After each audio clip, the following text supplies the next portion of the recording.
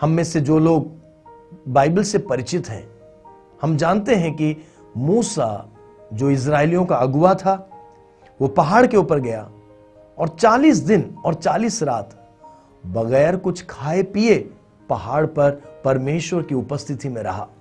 जब परमेश्वर की उपस्थिति सीनै पहाड़ पर उतरी तो पहाड़ पूरा कांप उठा। उस पहाड़ के ऊपर से धधकती भट्टी की तरह धुआं उठ रहा था। बादलों ने पहाड़ को घेर रखा था। ऐसी गहन खुदा की उपस्थिति में मूसा चला गया।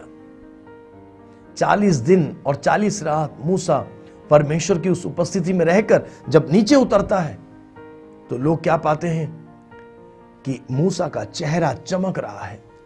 तो लोग उसके चेहरे को देख नहीं पा रहे थे और लोगों के अनुरोध पर मूसा ने अपने चेहरे को ढक लिया। इतना तेज नूर था,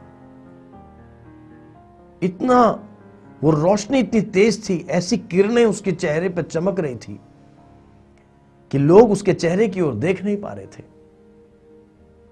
तो मूसा ने अपने चेहरे पर पर्दा डाल दिया, पर वो पर्दा हमेशा नहीं पड़ा रहा।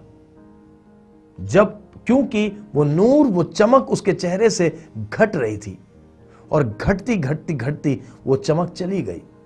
और जब वो प्रकाश, वो नूर उसके चेहरे पर से हट गया तो मूसा के चेहरे पर से वो पर्दा भी हटा दिया गया। इन बातों को पौलुस यहां पर याद दिलाता है और पौलुस ने यह भी बताया कि जो पुराना नियम था वो किसी को धर्मी ठहराने वाला नियम नहीं था। पुराना नियम विधियों और कानूनों का एक संकलन था। पुराने नियम ने लोगों को उनकी गलती का एहसास दिलाया। पुराने नियम ने यह साबित किया कि हर व्यक्ति गुनहगार है, हर व्यक्ति अपराधी है, हर व्यक्ति दंड के योग्य है। पुराने नियम ने किसी को भी धर्मी नहीं ठहराया।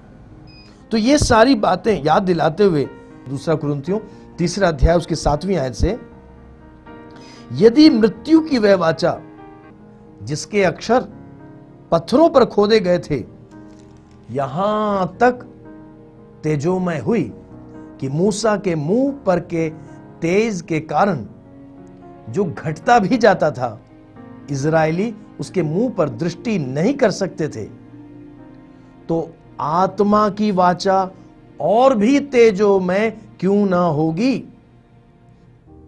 पुरानी व्यवस्था के साथ तुलना करने के बाद 3 बार पौलुस ने यहां कहा कि नई वाचा, नया नियम, नई व्यवस्था और भी तेजोमय क्यों ना होगी।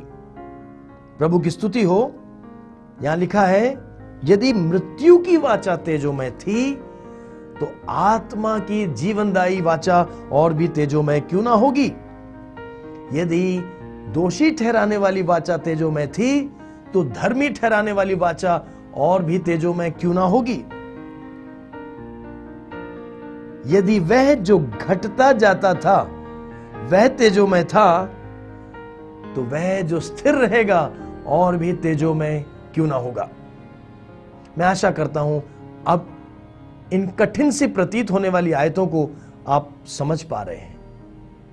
पौलुस कह रहा है कि नई वाचा जो यीशु मसीह के बलिदान के द्वारा धरती पर स्थापित हुई, नई वाचा, नई व्यवस्था जिसके अंतर्गत यीशु के लहू के द्वारा छुड़ाए हुए लोग कलीसिया कहलाते हैं। कलीसिया के लोग जो परमेश्वर के साथ नई वाचा के रिश्ते में जुड़े हुए हैं। पौलुस कहता है, देखो जब पुरानी वाचा दी गई, पुरानी व्यवस्था दी गई तो मूसा पहाड़ से उतरा तो मूसा का चेहरा चमक रहा था और लोग देख नहीं पा रहे थे। तो पौलुस कहता है, मैं तुम्हें एक बात बताना चाहता हूं कि नई वाचा की चमक उससे कहीं ज्यादा है। नई वाचा की चमक उससे कहीं ज्यादा है। प्रभु की स्तुति होने पाए। 3 अध्याय की 2 और 3 आयत में मसीह की पत्री होने की जो बात कही गई थी उसके साथ अब इस बात को मैं जोड़ना चाहूंगा। अगर हम मसीह की पत्री हैं तो हमें मसीह को प्रकट करना है। पर कैसे प्रकट करना है और कितना प्रकट करना है, वो हमें 7वीं आयत से लेकर 11वीं आयत तक लिखी हुई बातों में से समझ में आती है।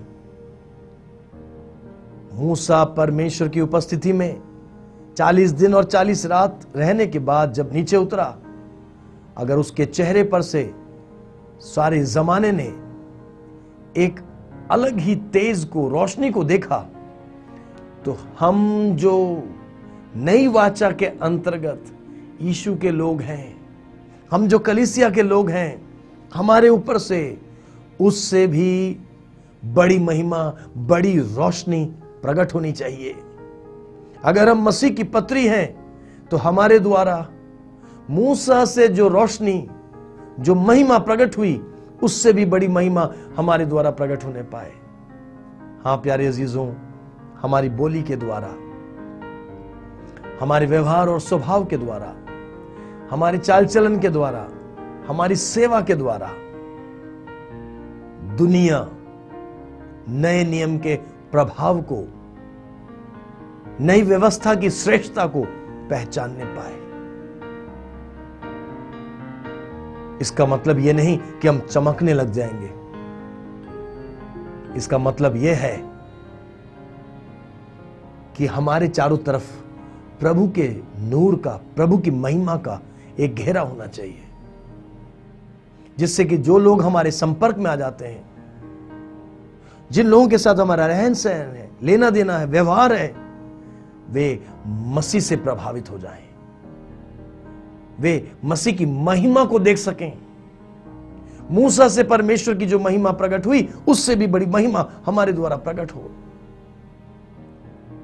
इस घेरे में जो आ जाएं, इस घेरे के प्रभाव से, मसीह की महिमा के इस प्रभाव से बीमार चंगे हो जाएं, दुष्ट आत्माओं के बंधन टूट जाएं, बुरी आदतों में फंसे हुए लोग जब हमारे संपर्क में आए तो बुरी आदतों से आजाद हो जाएं, नए नियम की महिमा को हमारे द्वारा प्रकट होने दें, मसीह की हम ऐसी पत्री बने।